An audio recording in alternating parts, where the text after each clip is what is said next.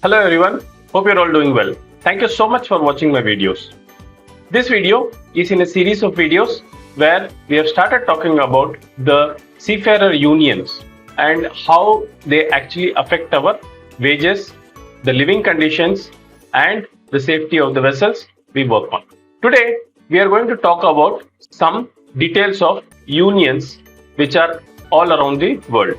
Last video we had talked about what is ITF, the general notion about what is ITF and what are the duties and what is their history. Today we will talk about local unions and their connection to the ITF. Without taking much of your time, let's jump into the video. Today we are going to talk about seafarers unions.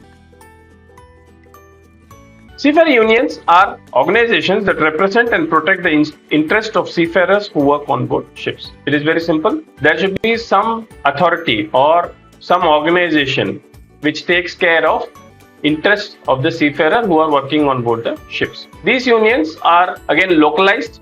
There can be in any country and they will be representing the seafarer. They work towards improving and working conditions, wages and benefits of seafarers as well as ensuring their rights are protected.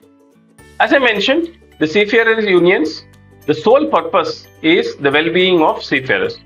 May it be their salaries, may it be their working conditions, may it be the safety quality of the vessels they are serving in. So these are the main purposes of the unions.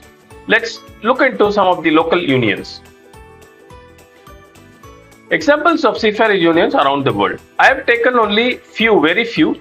There can be hundreds and hundreds of unions, and what we are interested is basically, as I mentioned last time, they have to be associated or affiliated to the International Transport Federation. Okay, the first one is again what I mentioned earlier. It is International Transport Workers Federation, which is the ITF, which is a global federation of seafarers unions representing around 700 unions and 20 million workers in 150 countries.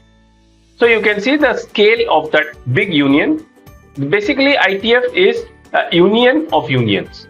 It is not a seafarers union, but a union of all the unions of the transport workers, in which the seafarers are a small part. This video covers specifically of the local unions.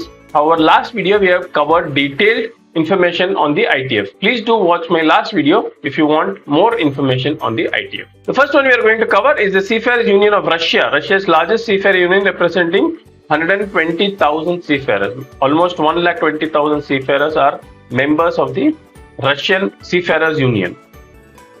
Hong Kong Seamen's Union, one of the largest seafarers union in Asia, representing over 10,000 seafarers in Hong Kong.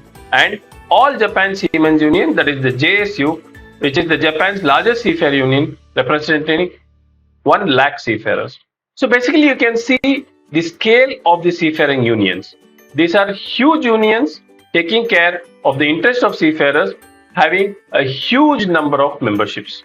Now we will come to the what is the Indian scenario. Indian scenario, there are mainly 2 unions. First one is the National Union of Seafarers in India, that is NUSI, India's largest seafarer union representing over 80,000 Indian seafarers. Again, I want to reiterate that I am covering only unions which are affiliated to ITF. There are many other unions catering to the safety and the well-being of seafarers, which I am not covering here because the list is endless and it is too long. So I have restricted myself to the unions which are affiliated to the ITF. Why affiliation to ITF is important? Because they will have the international reach because of ITF. For example, if you take a seafarer who is an Indian seafarer and he is a member of NUSI or the MUI, which we will see later, and he has a problem in some other country, maybe in East Europe or West Europe, or it can be in Switzerland, wherever he is. The ship has reached there and he has a problem. So if the union is affiliated to the ITF, then the ITF representative can be mobilized to support the seafarer anywhere around the world. Okay, so hence affiliation of the union where you are a member to the ITF gives a big boost in the union's reachability to you whenever you are trading worldwide.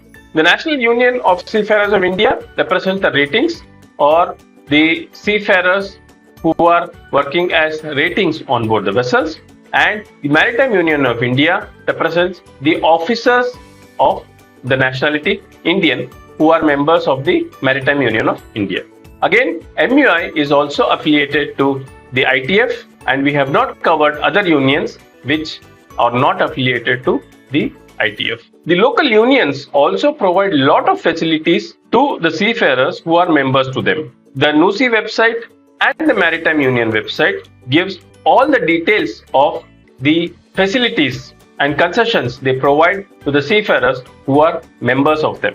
Also, the Indian flag vessels owned by Indian owners are also required to pay some amount to these unions to ensure the welfare activities of the seafarers can be taken care without any obstructions. So, in short, to summarize, it is very beneficial for all seafarers to become members of the respective union for protecting the rights worldwide. And they should also look at becoming a member of a union with the affiliation to ITF, which gives more reachability of the union to reach you wherever you are in the world. This completes a small video on the examples of some of the local unions around the world and in specific for Indians, and what benefits you get and what you need to check while becoming a member of a union.